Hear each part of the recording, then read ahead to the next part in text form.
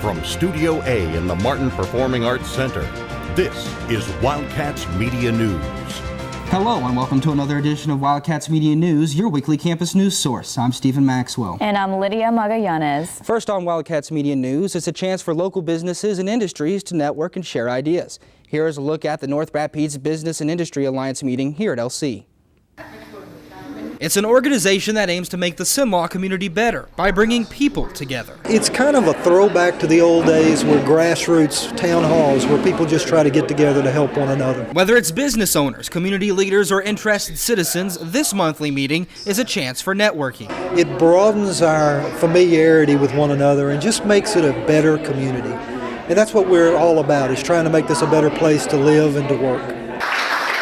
The meeting gives information about services businesses provide, as well as important plans for the community. Rapides Parish Police.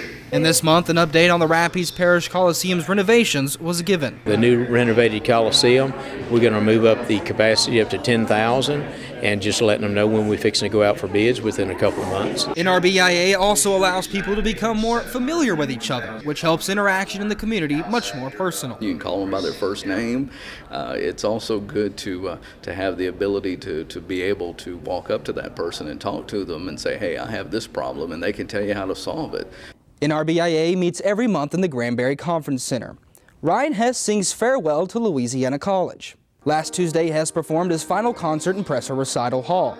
Hess is studying to be a worship leader and will graduate this May. He had the opportunity to perform 13 songs in 5 different languages. I've had great moments, I've had terrible moments, I've had mediocre performances, I've had amazing performances. I've done all kinds of crazy things, from going to Israel to seeing Andrew Hunter in an elf suit. It's been an incredible 2.5 years here, and I wouldn't trade it for the world. All music majors are required to perform a recital before graduating. It is a night of worship for LC students. The event is Radiate, led by the LCBCM. Students came out to Granbury Monday for a night of worship and also a chance to enjoy a meal. Guest speakers came out to teach students about missions and how to effectively spread the gospel throughout the world. Usually I have a local church come in to provide our food, and to also provide a speaker. And so that way we have a chance to get to know some local pastors, get to know some church bodies that we can't necessarily go visit every Sunday. And it gives those churches an opportunity also to come and bless us, because they love college students and they so desperately want to be on campus and to just be in our lives. Radiate meets every month in Granbury Conference Center. School is almost out for summer and some students are preparing for graduation day. Seniors made final preparations for graduation at the spring Grad Fair. Students had a chance to complete their purchases of caps, gowns, invitations, and class rings. The event took place at the LC bookstore, where some students are excited but nervous for what's next in life. Feels kind of surreal. 4 years of hard work, and now it's kind of all over, and cap and gown, and it doesn't feel real yet. I think it's probably going to hit me in about a month or two. Spring graduation is May 17th in Gwen Auditorium. LC Cheer is in its off-season, but just like any other team, they are still hard at work. Here's a look at the elementary cheer competition.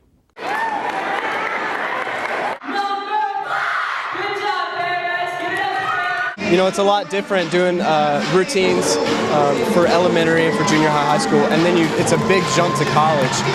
And so it's important for them to have that visual for the future. It feels good just to know that they're looking up to me and they're like, hey, I want to be here one day. For a competitive cheerleading competition like this was, it teaches the girls good sportsmanship, and they get to come here and they're told that they need to spirit for the other teams and all the other girls, even if they aren't on the same squad, and they get to learn how to motivate others. Up next, Lydia Magallanes takes a look at sports here on campus. We'll be right back. And now, a moment with Kyle. Hello, I'm Kyle Eglin Johnston, and this is your moment with Kyle, and I'm Kyle. Earlier this week, there have been reports of the Malaysian Flight 370 and its disappearance and the controversy surrounding it. Most of the experts believe that it disappeared within this area, which is a huge part of the globe. We have our different theories here at Louisiana College. There have been reports that it's landed at Bulow Lake Airport and crashed in the lake. There have been reports that it's clipped some of the pine trees on Louisiana College's campus, since we are on a hill. We're not really sure where these reports are coming from, but we're getting them as of right now. In other news, Australia's stock market is crashing, no pun intended, while the United States is soaring. And I'm Kyle Eglin Johnston with your Moment with Kyle. And I'm Kyle. Back to you, Lydia.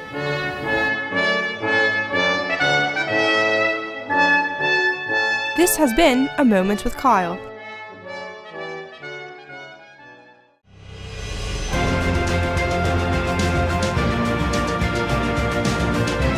Goodfield was deemed unfit for play after a thunderstorm last weekend. The Wildcat baseball team moved their series against the University of Mary Hardin-Baylor to Cheatham Park across from Peabody Magnet High School in Alexandria.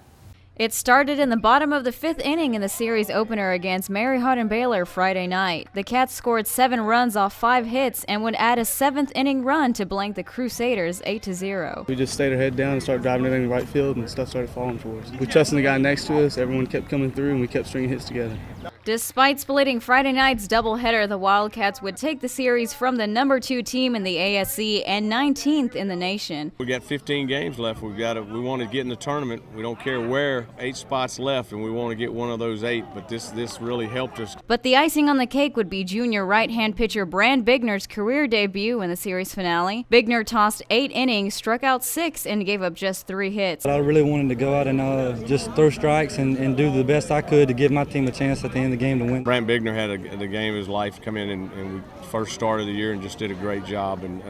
But it's all about team. You know, every game we try to have another hero, and that's what it's about. I've put in the work. I've waited for my opportunity. You know, Coach always tells us that if you get that opportunity, to help the team to do it and don't look back, and I think I did that. His dominant performance didn't just lead the Cats to a win, as he was named ASC Co-Pitcher of the Week. I go from going from the bullpen to starting to having a really good outing, and now Co-Pitcher of the Week. I mean, it's a huge honor. I will definitely remember that for the rest of my life. The Wildcats travel to Arkansas to meet the University of the Ozarks for a doubleheader Friday at noon and Saturday at 11 a.m. After a trip to Shreveport, the men and women's tennis teams came back with a few victories. Freshman Alex Marlin came through with wins against Centenary College and LSU Shreveport, and junior James Clayton led the men's team to a victory against the Centenary Gents. The team continues to work together despite having young players. I love the team. At first, there was a lot that left, and we're a young team, and I really like them, and we're all working hard together, and we have a good time. Preparation-wise, we just got to come out here every day, work hard, just everybody be out here with the mindset that they're going to get better every day. In tennis, if you have any sort of negativity, you're going to lose because it's all mental in tennis. So I went in there, nothing to lose, confidence, and I got the job done. Another weekend on the road for LC Tennis as they meet Howard Payne University Friday at 5 p.m. Then a doubleheader Saturday first against the Mary Hardin-Baylor Crew at 10 a.m. and the University of Texas at Tyler Patriots starting at 4 p.m. LC football is enjoying warmer weather for spring practice. Wildcats Media's Carolyn Thornton has a story. Spring football is now underway for the Louisiana College football team. After finishing the year with a record of 7-3, they are looking to improve and become a better and more confident team for the 2014 season. We just have to go in every game, every play, just with the confidence that we're going to beat the person across the line from us and just do the best we can. Senior wide receiver Kyle Gallion and head coach Dennis Dunn both agree that this offseason has been a great one so far, and the expectations for this upcoming season is even greater. I just think the best is yet to come. I really believe that this has been our best offseason in spring in the 9 years that I've been here, and the expectation level of what is to come for the fall of 2014 is really high. The Wildcats are looking forward to next season and are preparing to be the ASC's best. If you expect to win, then you're going to win. With Wildcats Media Sports, I'm Carolyn Thornton. Whether you pronounce it football or football, another team is well into their spring practice. Men and women's soccer is preparing for the 2014 season. 3 days a week, the Lady Cats beat the sun with training at 5:15 in the morning. A couple injuries and a smaller roster since the fall hasn't set the ladies back. Creating more scoring opportunities has been the main focus of spring training, an area the team struggled with last season. I've seen growth in every player. And I look at where players are going to fit in next year. Taylor last fall set the record for most goals in a season. Again, I thought we left some goals on the field that we didn't put in the back of the net, and we've become much more focused as a group in how to work together to create better scoring opportunities. The Lady Cats travel to Little Rock, Arkansas for the 7th annual Melinda Marie Evans Kick for the Cure tournament April 12th and 13th to wrap up the spring season. The men's soccer team made their first ever ASC tournament appearance but fell short in the first round. Being on the cusp of a conference title has served as motivation for the men in off-season training. Despite losing key senior players, the team has a strong lineup and bench returning, as well as a promising group of incoming recruits. The team is working on getting to the next level of play in hopes of making a deep postseason run and a possible NCAA tournament appearance. I've always felt that we've had very good chemistry on the team, and I think it's just a continuation of that, of what we've built on these last 4 years that we've here.